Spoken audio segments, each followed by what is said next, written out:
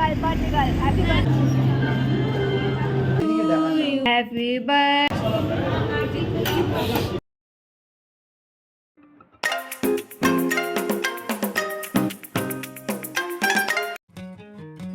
নমস্কার সবাইকে, আমি পিকু। আমার আরও একটা নতুন ব্লগে আপনাদের সবাইকে স্বাগত জানাই। আজ 24শে আগস্ট, আর আজ হলো আমার দিদির বড় মেয়ের বার্থডে, মানে হচ্ছে দিশানির বার্থডে। তো ওরই বার্থডে সেলিব্রেশনের ব্লগ আমি কিন্তু আপনাদের সবার সামনে শেয়ার করতে চলেছি। আজ সকাল থেকে তেমন করে কোনো ভিডিওই করা হয়নি, কারণ আজকে দুপুরে খাওয়া দাওয়া ছিল দিদির বাড়িতে। আর একটু আগে যে মেনুটা আমি শেয়ার করলাম সেটা দিশানির বার্থডে দিনের বেলা মেনু ছিল। সাথে কিন্তু আরও ছিল 5 রকম ভাজা, আর ছিল সাদা ভাতও ছিল, যেগুলো আমি আর খাইনি, কারণ শাহি পনির আর আলুর দম এত টেস্ট হয়েছিল যে ওইগুলোই খেতেই মন চাইল না। বাড়িতে কেক কাটার পরে আমরা কিন্তু রাতে ডিনারটা বাইরেই করলাম। আজ আমরা গেছিলাম রং দে বাসন্তী ধাবাতে। এর আগেও কিন্তু আমি একবার গেছিলাম।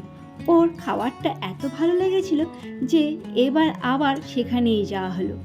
আমরা সব সময় যখনই কারো বার্থডে বা অ্যানিভার্সারি সেলিব্রেশন করি, একটা রেস্টুরেন্টে বা হোটেলে আমরা গিয়ে দেখে আসি সেখানকার খাবার দাবার কেমন।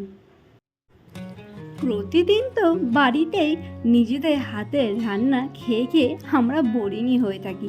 সেই জন্য এই সব বিশেষ দিনগুলো আমরা বাইরে সেলিব্রেশন করাটাই বেশি ভালো বলে মনে করে থাকি।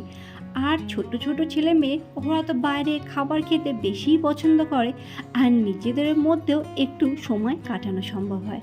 সেই জন্য বেশি অংশ টাইম আমরা বাইরেই সেলিব্রেশন করে থাকি। আর এই যে এখন আমরা চলে এসেছি রং দে বাসন্তী ধাবাতে। চলুন এবার তাহলে ভিতরে যাওয়া যাক, দেখি রং দে বাসন্তীর ধাবাটা এটা কেমন।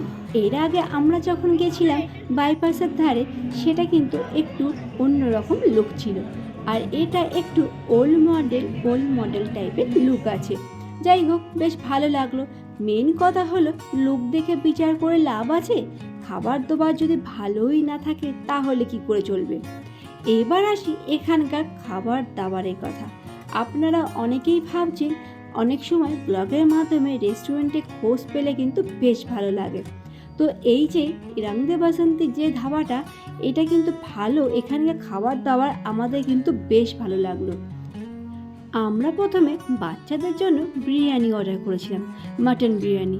সেটা তো ছিল না। তারপরে যাই হোক চিকেন বিরিয়ানি অর্ডার করলাম, সেটাও ছিল না। কিন্তু এই যে কাবাবটা দেখতে পাচ্ছেন, এর কিন্তু টেস্টটা খুব দারুণ ছিল। নেগেটিভ পজিটিভ মিলে একটা কিন্তু কথাই বলছি, এখানকার খাবার দাবার সত্যিই দারুণ, সব কিছুই আমার বেশ ভালো লেগেছে। কিন্তু একটা কথা না বলে আর থাকতে পারলাম না। আমরা একটা মাটন কারি অর্ডার করেছিলাম, মানে মাটনের ডিশ আমরা অর্ডার করেছিলাম। সেখানে কিন্তু মাটনের ডিশে মাটনের পিসগুলো একদম চিলি চিকেনের থেকেও ছোট ছোট পিস ছিল, আর টমেটো পেঁয়াজ এইসব গ্রেভি দিয়েই ভরে দিয়েছিল। মানে গ্রেভিটা ছিল ড্রাই, যেটা আপনি তাওয়া রুটি, তান্দুরি রুটি, বাটার নান এইসবের সাথে খেতে পারবেন। আর বাদ বাকি ডিশগুলো ছিল সত্যি বলছে সুপার ছিল, ধাবা স্টাইল খাবার ছিল, যেটা বেশ ভালো লেগেছে। শুধু খারাপ বলতে খারাপ, তরকারিটা দারুণ লেগেছে, মটন কষাটা দারুণ লেগেছে, কিন্তু মটনের পরিমাণটা অনেক কম ছিল, আমি সেটাই বলতে চাইছি। মানে গ্রেভিটা বেশি ছিল, গ্রেভি বলতে পেঁয়াজ ওইসব রসুন টমেটো দিয়েই ভরা ছিল। আর বাদ বাকি দারুণ লেগেছে। আর প্রাইস হিসাবে মটনের কোয়ান্টিটি অনেকটাই কম ছিল, সেটাই বলছি। সবশেষে একটা কথা বলি, খাবার যেহেতু খুবই ভালো ছিল, তো আপনারা চাইলে কিন্তু এখানে অবশ্যই ভিজিট করতে পারেন, রং দে বাসন্তী ধাবা কলকাতার মধ্যে। তো এখানে খাবার অবশ্যই আপনারা ভালো পেয়ে যাবেন। আর সবাই ভালো থাকবেন। আজ কিন্তু ব্লগটা আমি এখানেই শেষ করলাম। গুড নাইট সবাইকে।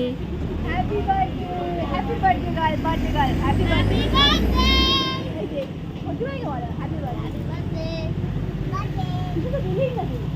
চকলেট দিল।